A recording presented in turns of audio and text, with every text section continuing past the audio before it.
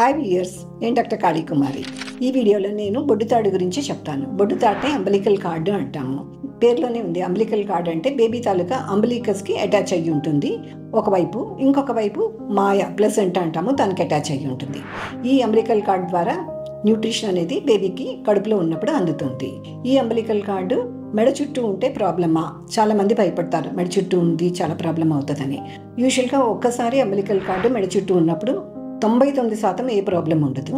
1% during delivery కొంచెం last stage of labour అనేది కొంచెం డిలే అవ్వచ్చు. లేదు అంటే కనుక కొంచెం బేబీ తలక హార్ట్ బీట్ అనేది కొంచెం తగ్గచ్చు. సో బొడ్డుతాడు మెడ చుట్టూ ఉన్నప్పుడు కంపల్సరీగా సిజేరియన్ చేసుకోవాల్సిన అవసరం అయితే లేదు. But careful monitoring during labour అనేది చాలా చాలా ఇంపార్టెంట్. ఒక్కొక్కసారి 2 లూప్స్ 3 లూప్స్ అట్లా కూడా ఉండొచ్చు.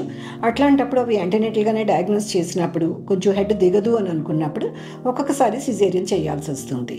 అదర్వైజ్ బొడ్డుతాడు మెడ చుట్టూ ఉందని ఏమాత్రం కంగారు పడాల్సిన అవసరం లేదు.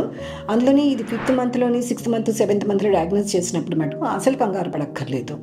డెలివరీ టైంలో ఉన్నప్పుడే కొంచెం మనం జాగ్రత్త పడితే సరిపోతుంది. సిజేరియన్ సెక్షన్ అయితే ఆ ఒక్క రీజన్కి చేసుకోవాల్సిన అవసరం అయితే ఏమాత్రం